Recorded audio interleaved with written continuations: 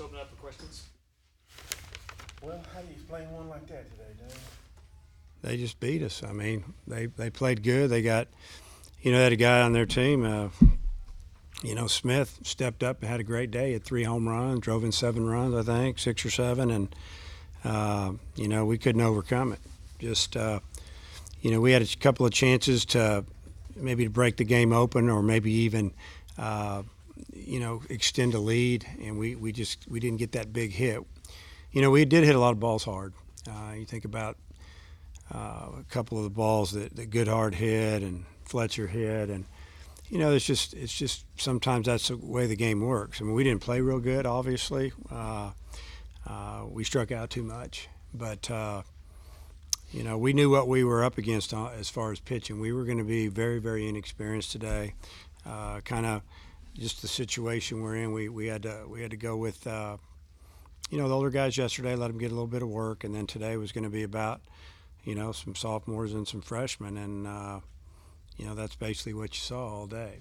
Cronin had a chance to come in there and just you wanted to get him a little bit of work today, and we felt like that was the time to just go ahead and bring him in. If we would have tied the game, we were going to go ahead and bring him in and let him work the 9th. And then if it was tied in the 10th, we weren't going to put him back out there. He wasn't very sharp. Velocity wasn't real good. He had plenty of time to get loose. So it just, give them credit. They made a couple of good swings, and they scored a lot of their runs with 2 outs, and got some big 2-out hits.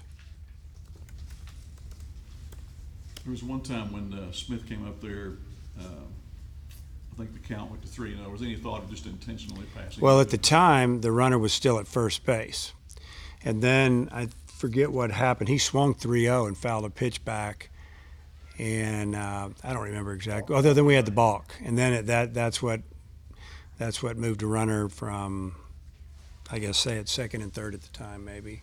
No, first and third. And that was the time we probably should have put him on. Hindsight's 20/20. Put him on, and but he just had one of those days. At the time, he only had 1 home run. After that at bat, he had 2, and then obviously after his next at bat, he had 3. So, hats off to him. He had a great day. You guys had a 6-game winning streak going into this. Any feeling about what the Tennessee series will look like? Yeah, Tennessee series is going to be a tough series. They can really, really play. I mean, they've got a good team. A lot of people are just talking about their pitching, and I mean, every time you look up, they're shutting teams out and giving up 1 run, and but they're swinging the bats pretty good now, scoring runs. I think they've won, 5 out of their 6 SEC games, last 6 maybe, something along that line, maybe 6 out of 6, I don't know. So they're playing at a high level. They're ranked now, and it'll be like, every weekend in the league for the most part, you're playing a really, really good club. We have to play good.